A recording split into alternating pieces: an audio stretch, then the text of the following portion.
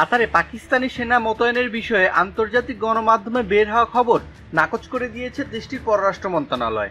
পাকিস্তানের পররাষ্ট্র মন্ত্রণালয়ের মুখপাত্র নাফিস জাকারিয়া রোববার বিদেশি গণমাধ্যমে প্রকাশিত এই রিপোর্টকে বানোয়াট ও ভিত্তিহীন বলে উড়িয়ে দিয়েছেন।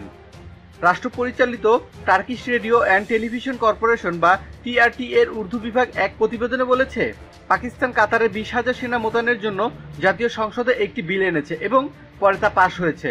এই রিপোর্টকে নাফিস জাকারিয়া বানোয়াট মন্তব্য করে বলেন, বিদেশি এসব গণমাধ্যম পারস্য উপসাগরীয় অঞ্চলের মিত্র দেশগুলোর সঙ্গে পাকিস্তানের সম্পর্ক নষ্ট করার জন্য বিদ্বেষপূর্ণ প্রচারণা চালাচ্ছে। এছাড়া গত সপ্তাহে কাতারের 6 সদস্যের একটি প্রতিনিধি দল পাকিস্তান সফর করেছে বলে দেশটির গণমাধ্যম যে খবর দিয়েছে সে বিষয়ে পাক পররাষ্ট্র দপ্তরের মুখপাত্র বলেন, তিনি এ সম্পর্কে কোনো তথ্য জানেন না। তিনি বলেন, পাকিস্তান চায় কূটনৈতিকভাবে সর্বোত্তম পন্থায় চলমান সমস্যার সমাধান হোক এবং মুসলিম বিশ্বের ঐক্য ফিরে আসুক। আমাদের নিউজটি যদি আপনার ভালো লেগে থাকে তাহলে লাইক দিন এবং শেয়ার করুন, কমেন্টের মাধ্যমে আমাদেরকে জানান। পরবর্তী সকল আপডেটের জন্য সাবস্ক্রাইব করুন। ধন্যবাদ এতক্ষণ আমাদের সঙ্গে থাকার জন্য।